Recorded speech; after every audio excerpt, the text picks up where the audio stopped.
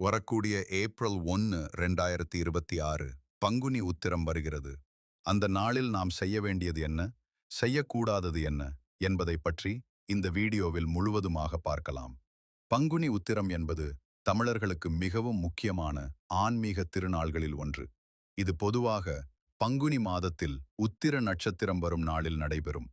இந்த நாள் பல தெய்வங்களின் திருமண தினமாக கருதப்படுவதால் புனிதமானதாக மதிக்கப்படுகிறது. முருகன் மற்றும் தெய்வ யானை திருமணம், ராமணன் மற்றும் சீதை திருமணம், சிவன் மற்றும் பார்வதி திருமணம், ஆண்டாள் மற்றும் ரங்கநாதர் கல்யாணம் நடைபெற்ற நாள். அதனால் இந்த நாள் திருமண பாக்கியம் கிடைக்கும் நாள் என்று நம்பப்படுகிறது.